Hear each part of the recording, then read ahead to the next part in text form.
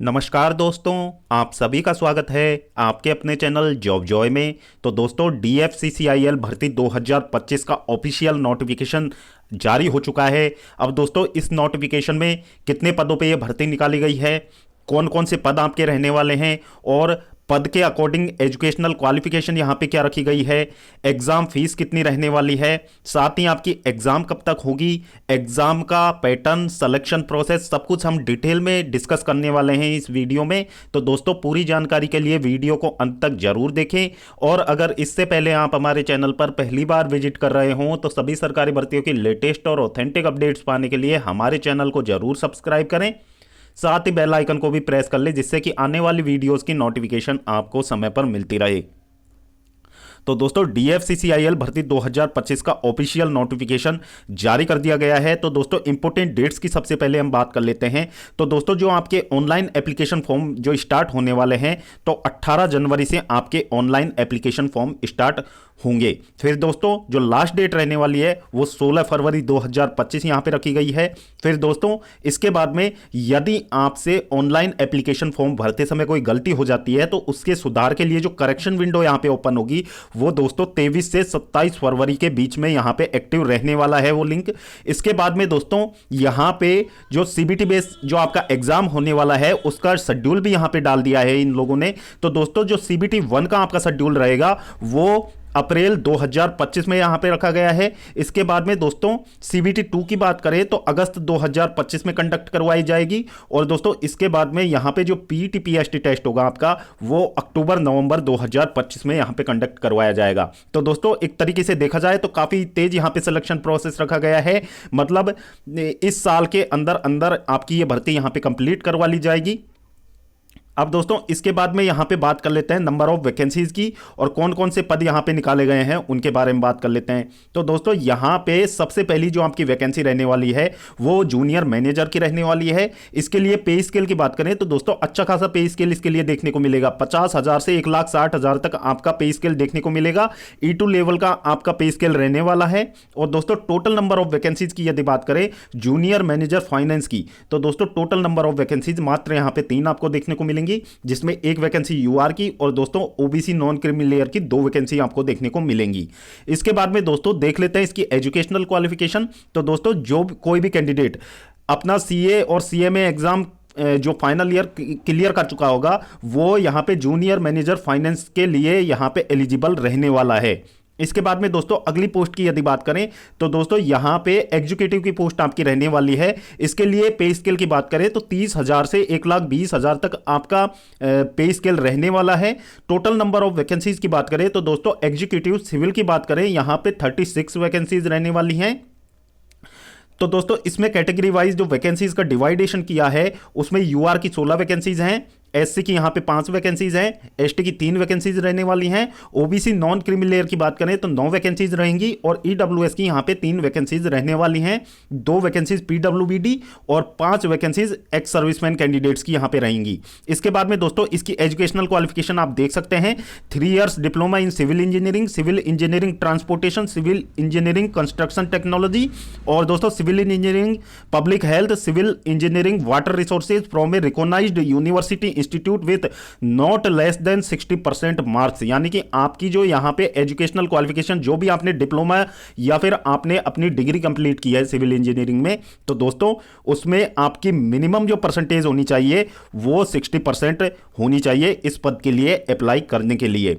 तो दोस्तों, इसके बाद में बात कर लेते हैं आपकी अगली यहां पे वैकेंसी के बारे में। तो दोस्तों, एग्जीक्यूटिव इलेक्ट्रिकल की वैकेंसी रहने वाली है। तो दोस्तों, इसमें टोटल नंबर ऑफ वैकेंसीज की बात करें तो UR की 28 वैकेंसी होंगी, SC की 11 वैकेंसी होंगी, ST की 5 वैकेंसी होंगी, OBC नॉन क्रीमी लेयर की 14 वैकेंसी, EWS की 6 वैकेंसी, PWBD कैंडिडेट की 3 वैकेंसी रहेंगी। साथ ही एक्स सर्विसमैन की बात की जाए तो दोस्तों यहां पे 9 वैकेंसीज रहने वाली हैं। तो टोटल जो एग्जीक्यूटिव इलेक्ट्रिकल की बात करें तो दोस्तों 64 वैकेंसीज रहेंगी। और दोस्तों, इसके लिए भी सेम वही एजुकेशनल क्वालिफिकेशन है जो सिविल के लिए रखा गया है। बाकी यहां पे ट्रेड आपका चेंज हो जाएगा, वहां सिविल था, यहां इलेक्ट्रिकल यहां पे हो जाने वाला है। फिर दोस्तों इसके बाद में बात कर लेते हैं एग्जीक्यूटिव सिग्नल एंड टेलीकम्युनिकेशन की। तो दोस्तों इसमें टोटल नंबर ऑफ वैकेंसीज 75 हैं। तो दोस्तों यहां पे यूआर की 28 वैकेंसीज होंगी, एससी की 9 वैकेंसीज होंगी, एसटी की 7 वैकेंसीज होंगी, ओबीसी नॉन क्रीमी लेयर की 23 वैकेंसीज रहने वाली हैं, ईडब्ल्यूएस की 8 वैकेंसीज रहने वाली हैं, पीडब्ल्यूबीडी की 3 वैकेंसीज और एक्स सर्विसमैन की यहां पे 10 वैकेंसीज आपको देखने को मिलेंगी। और दोस्तों इसमें जो एजुकेशनल क्वालिफिकेशन आप देख सकते हैं 3 year diploma in electronics and electrical, यानी कि जो कैंडिडेट इलेक्ट्रॉनिक्स या फिर इलेक्ट्रिकल से अपना यहां पे डिप्लोमा या फिर डिग्री कंप्लीट किए हुए हैं वो इस पोस्ट के लिए एलिजिबल रहने वाले हैं। अब दोस्तों यहां पे जो बात कर लेते हैं एग्जीक्यूटिव इलेक्ट्रिकल की। तो दोस्तों इन दोनों में जो एजुकेशनल क्वालिफिकेशन है वो ऑलमोस्ट आपकी सेम रखी गई है। तो दोस्तों यहां पे नोटिफिकेशन में यह भी मेंशन किया गया है यदि आप इन दोनों पदों के लिए आवेदन करना चाहते हैं तो दोस्तों आप कर सकते हैं, लेकिन आपको अलग अलग आवेदन दोनों पोस्ट के लिए करना पड़ेगा। उसके बाद में जो इनकी एग्जाम डेट्स है दोस्तों, जो प्री का एग्जाम होगा वो तो एक साथ ही हो जाएगा, लेकिन हो सकता है मेंस का एग्जाम आपका इनका अलग अलग हो या फिर एक साथ हो, वो अभी तक तय नहीं है। तो दोस्तों एग्जाम आपका होने वाला है और दोस्तों अलग अलग आवेदन आप इनके लिए कर सकते हैं। फिर यहां पे बात कर लेते हैं जो आपकी अगली पोस्ट है मल्टीटास्किंग स्टाफ। तो दोस्तों ये पहली बार यहां पे ये पोस्ट लाई गई है।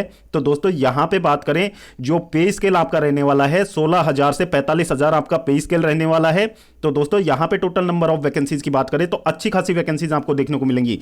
464 वैकेंसीज हैं, इसमें यूआर की 194 है, एससी की 70 है, एसटी की 32 है, ओबीसी नॉन क्रीमी लेयर की 122, ईडब्ल्यूएस की 46 वैकेंसीज हैं, पीडब्ल्यूबीडी की यहां पे 33 और एक्स सर्विसमैन की 113 वैकेंसीज आपको देखने को मिलेंगी। तो दोस्तों यहां पे एमटीएस के लिए एजुकेशनल क्वालिफिकेशन की यदि बात करें तो दोस्तों मैट्रिकुलेशन यानी कि आपने 10th पास किया हो plus minimum 1 year duration course completed act apprentice, यानी कि अप्रेंटिस किया हुआ हो आपने 1 साल का, या फिर ITI approved by NCVT SCVT with not less than 60% marks in ITI, यानी कि आपने आईटीआई किया हो किसी भी ट्रेड से, भले ही वो आपका 1 साल का आईटीआई कोर्स हो, 2 साल का हो, 3 साल का हो, यदि आपने आईटीआई किया हुआ हो या फिर आपने ट्रेड अप्रेंटिस का यहां पे सर्टिफिकेट आपके पास है तो दोस्तों आप इसके लिए एलिजिबल रहने वाले हो। तो ये इसकी एजुकेशनल क्वालिफिकेशन रखी है और दोस्तों मिनिमम 60% मार्क्स आपके आईटीआई में यहां पे होने चाहिए। अब दोस्तों ये तो हो गई पदों के एजुकेशनल क्वालिफिकेशन के बारे में बात।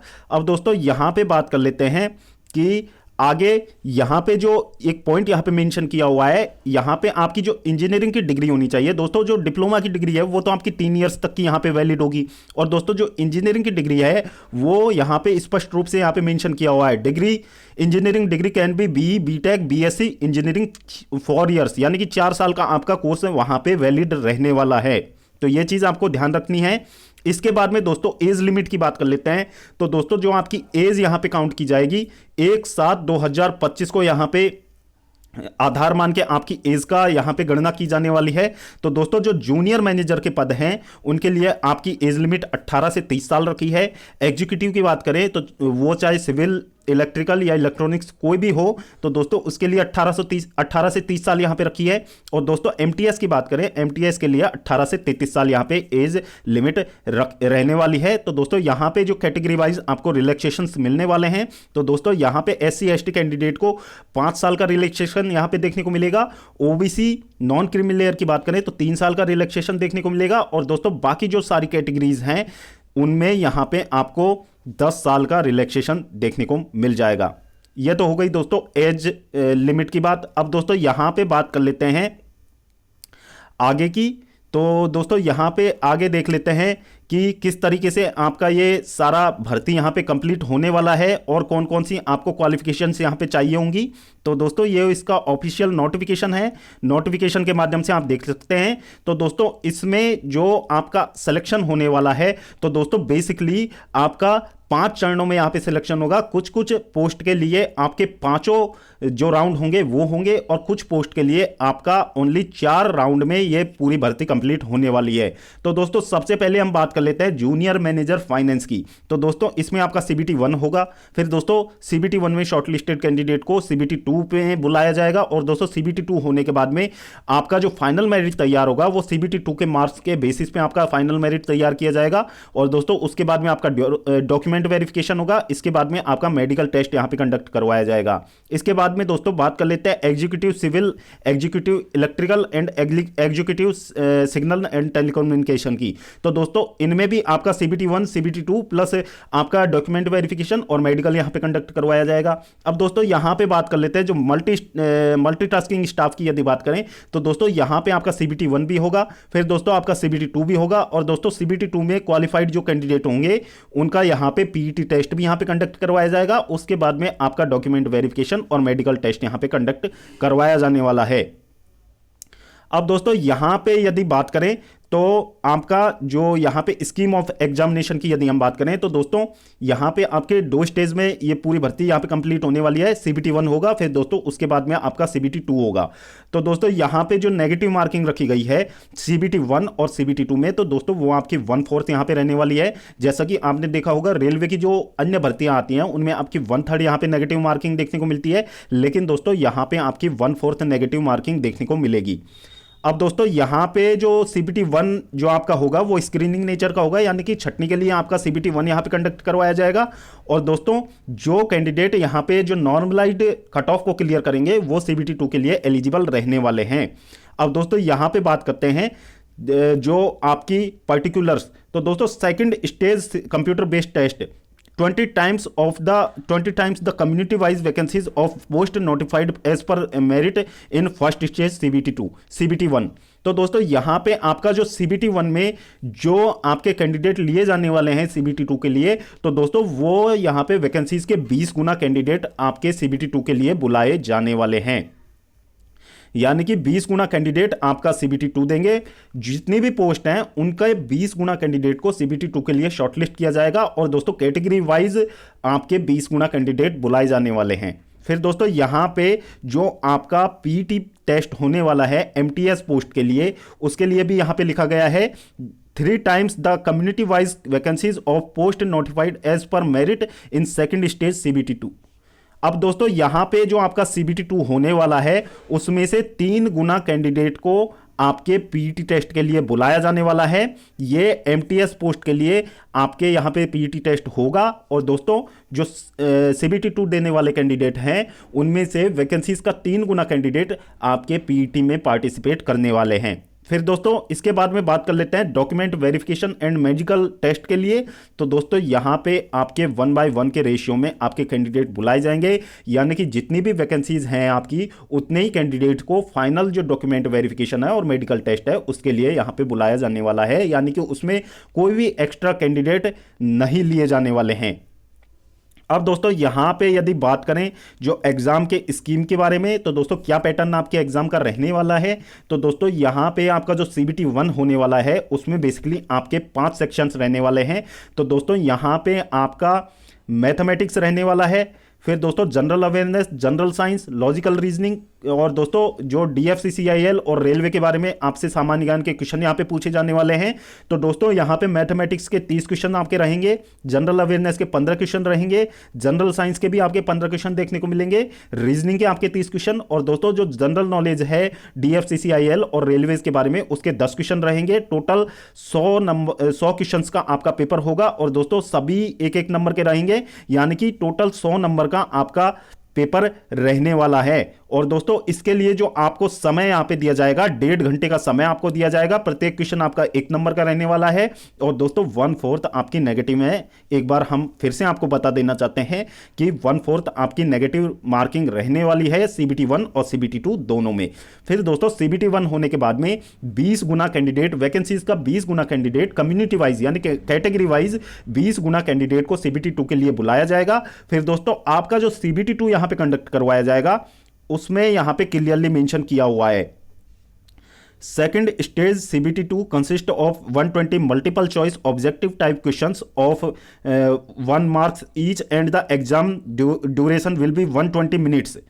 और दोस्तों यहां पे indicative syllabus for second stage CBT is given in annexure fourth, यानी कि जो आपका सीबीटी 2 होगा उसमें आपके 120 क्वेश्चन होंगे और दोस्तों उसके लिए आपको 2 घंटे का समय दिया जाएगा। और दोस्तों जो दिव्यांगजन कैंडिडेट हैं, जो फिजिकली हैंडीकैप कैंडिडेट हैं, उनके लिए 160 मिनट का समय आपको देखने को मिलेगा। फिर दोस्तों यहां पे अगला पॉइंट यहां पे मेंशन किया हुआ है, if question paper consist of more than 1 section then there will be no sectional cut off in case of CBT, यानी कि आपके जो पेपर होने वाले हैं उसमें प्रत्येक सेक्शन के लिए अलग से कट ऑफ नहीं तैयार की जाएगी, एक कंबाइंड कट ऑफ आपकी तैयार की जाएगी, यानी कि सेक्शनल कट ऑफ का कोई प्रावधान नहीं रखा गया है। फिर दोस्तों अगले पॉइंट में यहां पे क्या मेंशन किया हुआ है, marks normalised marks obtain in second stage CBT will be considered for formation of panel final result, यानी कि जो आपका फाइनल रिजल्ट तैयार होगा वो सीबीटी 2 के मार्क्स के बेसिस पे तैयार किया जाएगा। और दोस्तों सीबीटी 2 आपका एक से अधिक शिफ्ट में यहां पे यदि कंडक्ट होता है तो दोस्तों आपका नॉर्मलाइजेशन मेथड भी वहां पे यूज किया जाने वाला है। अब दोस्तों यहां पे अगला पॉइंट यहां पे मेंशन किया हुआ है, all candidates of a community having same cut off marks will be called for second stage CBT 2, यानी कि यदि आप कैटेगरी वाइज यदि आप अपनी कट ऑफ को क्लियर करते हो तो दोस्तों आपको सीबीटी 2 के लिए बुलाया जाएगा। फिर दोस्तों यहां पे जो फाइनल जब डॉक्यूमेंट वेरिफिकेशन और मेडिकल टेस्ट के लिए वैकेंसीज के बराबर ही कैंडिडेट को यहां पे बुलाया जाने वाला है, ये यहां पे क्लियरली मेंशन किया हुआ है। अब दोस्तों जो मिनिमम क्वालिफाइंग मार्क्स की यदि बात करें तो दोस्तों यूआर और ईडब्ल्यूएस के लिए 40% रखा गया है, एससी ओबीसी नॉन क्रिमिलेयर के लिए 30% और एसटी के लिए यहां पे 25% मिनिमम क्वालिफाइंग मार्क्स यहां पे रखे गए हैं। तो दोस्तों ये तो हो गया इसका जो सिलेक्शन प्रोसेस और एग्जाम पैटर्न। आई होप कि आपको ये अच्छे से समझ आया होगा। फिर दोस्तों यहां पे बात कर लेते हैं ऑब्जेक्शन मैनेजमेंट पोर्टल, यानी कि जब आंसर की जारी की जाएगी सीबीटी 1 और सीबीटी 2 की, तो दोस्तों यदि आपको लगता है कि ये क्वेश्चन का आंसर गलत है तो दोस्तों आप वहां पे ऑब्जेक्शन रेज कर सकते हैं और 100 रुपए प्रत्येक क्वेश्चन के लिए, प्रत्येक ऑब्जेक्शन के लिए आपको चार्ज वहां पे देना होगा। तो ये हो गया ऑब्जेक्शन से रिलेटेड क्वेश्चन। फिर दोस्तों जो आपका पीईटी होने वाला है वो ओनली मल्टीटास्किंग स्टाफ वाली पोस्ट के लिए आपका होने वाला है। फिर दोस्तों यहाँ पे जो पीईटी होगा वो सेकंड स्टेज सीबीटी के बाद में आपका यहाँ पे कंडक्ट करवाया जाएगा और 3 गुना कैंडिडेट को आपके पीईटी में यहाँ पे लिया जाने वाला है।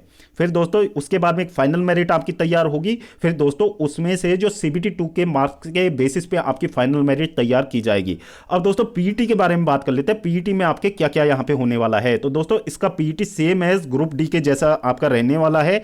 तो दोस्तों इसमें जो मेल कैंडिडेट हैं उनको यहाँ पे 35 किलो का जो वेट लेके 100 मीटर 2 मिनट में यहाँ पे कंप्लीट करना होगा। आपके वजन को जो आपने वेट उठाया हुआ है उसको बिना रखे आपको 100 मीटर तक उसको 2 मिनट में लेके जाना होगा। ये तो हो गया आपका मेल कैंडिडेट के लिए वेट को लेके। फिर दोस्तों मेल कैंडिडेट के लिए यहां पे जो रनिंग रहने वाली है वो 1 किलोमीटर की रनिंग होगी। 4 मिनट 15 सेकंड का आपको टाइम दिया जाएगा और दोस्तों एक चांस ही आपको यहां पे दिया जाएगा। और दोस्तों जो ये आपका वेट वाला सेक्शन है इसमें भी एक चांस आपको मिलने वाला है। फिर दोस्तों फीमेल एंड ट्रांसजेंडर कैंडिडेट के लिए तो दोस्तों उनको यहां पे 20 केजी का वजन यहां पे उठाना है और दोस्तों 100 मीटर उनको लेके जाना है। 2 मिनट का ही समय उनको दिया जाएगा और एक ही चांस उनको भी यहां पे मिलने वाला है। फिर दोस्तों जो फीमेल और ट्रांसजेंडर कैंडिडेट हैं उनको यहां पे रनिंग करनी होगी 1 किलोमीटर की और 5 मिनट 40 सेकंड का समय आपको यहां पे दिया जाने वाला है। यानी कि बिल्कुल जो सेम एज आपका ग्रुप डी का यहां पे रहने वाला है पीईटी टेस्ट, उसी तरीके का पीईटी टेस्ट यहां पे आपका कंडक्ट करवाया जाना है। तो दोस्तों ये थी डीएफसीसीआईएल भर्ती 2025 के बारे में जो नोटिफिकेशन में जो चीजें कैंडिडेट को जानने योग्य थी वो। और दोस्तों आई होप कि आपको ये जानकारी पसंद आई होगी। इसके बाद में दोस्तों एग्जामिनेशन फीस की यदि हम बात करें तो दोस्तों एग्जामिनेशन फीस की यदि हम बात कर लेते हैं यहां पे तो दोस्तों junior manager executive UR OBC non creamy layer EWS की यदि बात करें तो दोस्तों जूनियर मैनेजर वाली जो पोस्ट आपकी रहने वाली है तो उसके लिए 1000 रुपए यहां पे आपको फीस देनी होगी। फिर दोस्तों जो मल्टीटास्किंग स्टाफ है उसमें जो यूआर ओबीसी नॉन क्रिमिलेयर और ईडब्ल्यूएस की बात करें तो दोस्तों 500 रुपए आपको यहां पे फीस यहां पे दे होगी। और दोस्तों यहां पे जो लिखा हुआ है SC ST PWBD ex serviceman transgender candidate are exempted from the payment of application fee. यानी कि जो SC ST PWBD ex serviceman और ट्रांसजेंडर कैंडिडेट हैं उनको यहां पे किसी भी पद के लिए कोई एप्लीकेशन फीस नहीं देनी होगी, यानी कि उनको फीस में 100% यहां पे छूट मिलने वाली है। अब दोस्तों जो फीस का जो आपका पेमेंट मोड रहने वाला है, तो दोस्तों आप सभी को पता है कि ऑनलाइन एग्जामिनेशन फॉर्म आपके भरे जाएंगे तो फीस का पेमेंट भी आपका ऑनलाइन ही रहने वाला है, यानी कि आप यूपीआई, नेट बैंकिंग, डेबिट या क्रेडिट कार्ड से आपकी फीस का पेमेंट कर सकते हैं। तो दोस्तों ये था DFCCIL भर्ती 2025 का फुल नोटिफिकेशन, जिसमें कि ये तमाम जानकारियां आप सभी कैंडिडेट के लिए दी गई हैं। यदि फिर भी आपका इस भर्ती के रिगार्डिंग कोई डाउट रह गया हो तो दोस्तों आप कमेंट सेक्शन में अपने डाउट पूछ सकते हैं। हमारी तरफ से आपका डाउट क्लियर करने का पूरा प्रयास यहां पे किया जाने वाला है। और दोस्तों वीडियो पसंद आई हो तो वीडियो को लाइक करें और अपने दोस्तों के साथ जरूर शेयर करें, क्योंकि दोस्तों आपका एक लाइक और आपका शेयर हमें आगे इसी तरीके की इंफॉर्मेशनल वीडियोस बनाने के लिए मोटिवेट करता है। तो प्लीज़ वीडियो को देखने के बाद वीडियो को लाइक जरूर करें और शेयर करें। और यदि अभी तक आपने चैनल को सब्सक्राइब नहीं किया हो तो प्लीज़ आप चैनल को जरूर सब्सक्राइब करें, साथ ही बेल आइकन को भी प्रेस कर लें, जिससे कि आने वाली वीडियोस की नोटिफिकेशन आपको समय पर मिलती रहे।